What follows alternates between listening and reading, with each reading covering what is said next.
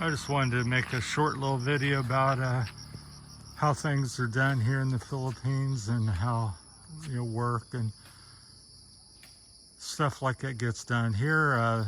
Their maintenance in the road, and I don't know everything about it. I haven't talked to too many people, but anyhow, usually a Sunday is the most popular day, and you see somebody with a bolo machete and they'll be chopping like this gentleman on the right, and they just pull out of off their motorcycle or trike or whatever they're in, and they start clearing. All this is hand chopped, and that's how many of the things get maintained in the Philippines. They'll brush it with a little broom or some branch or something, brush the debris back on there. It's very labor intensive and very old school, but that's the way they do things here. And here maybe chop for an hour or two till he gets tired, or do a certain section, and I guess they get paid, so he may make 50 or 100 or some pesos for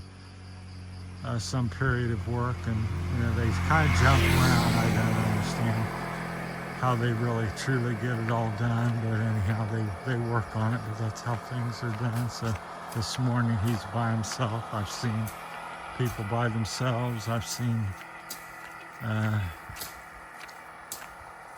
dozen working together. Sometimes a chainsaw on a rare occasion, sometimes a weed eater, again, a little more common, but bolo machete is very common. So it's quite interesting. They've done this somewhat recently up through here, so it's chopped down. But I've not seen a big machine come along and cut the grass or reach up and, like back in America, and trim the trees. So it's all hand done. Of course, they sometimes hit the power cables because they're just laying along the road in many cases. Like here's an example. So your power, some may go out. There's one that's been cut, it looks like. So they just lay them there. The more modern stuff they've done, they put it on the big pole here. There's a metal pole that's probably 25, 30 feet high. And they zigzag them back and forth across the road. But that's a little example, and stuff here grows so quickly. About every 3 to 6 months, it's grown completely back and a problem again. So they definitely could hire more people and workers, and maybe give them a machine to help keep up on it, because it definitely is a safety issue here, because you might have a road here. Let's say this road's 20 some feet wide, but time you account for plants hanging over the edge, which this is not a good example because they've trimmed them fairly decent here, but much of the road is not trimmed, and so you have a branch that's hanging out a meter or 2 meters on the side of the road. It's very common, or you go back to dig the stuff on the side, and there's 2 or 3 feet of road underneath the grass and weeds and dirt. So I wanted to show that to you all, and I thought that was interesting. Last week I come up here and by the Cabayugan resort, I think that's how you pronounce it. There's like a dozen guys working very vigorously. So they'd trimmed all the grass down through here on both sides. But you can see how if you're driving a big bus or some tall vehicle, jeepney, they have like a double, well, the bus is right up high. If you're on a bike, it's no big deal, except getting hit on the side. Just gotta be careful. There's all kinds of obstacles and hazards, but there's my buddy, and that's his little, that's another new dog there. Lots of dogs here in the Philippines. So I just wanted to share that, how things get done, because in America there'd be little handwork and just big machines coming down. Of course, we don't have our layer electric wires on the ground, or they try to put them up 4, 5, 6 feet at least, but like I said, the new stuff goes up higher.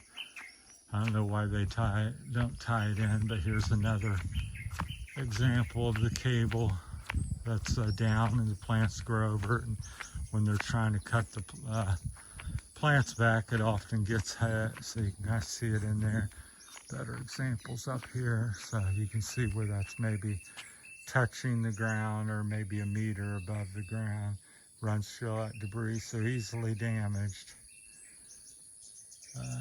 I guess the good news is you can stand there and fix it as well, but my 2 cents is better not to fix it. So there's the Cabayugan resort restaurant. Not eaten there yet. It's like, I think, a lunch event, and I think it's like a buffet where you can eat all you want. So I've walked back there a couple times. They've redone a lot of stuff out here. That entrance is all new. They rebuilt that, so it's nice. They did a good job on that.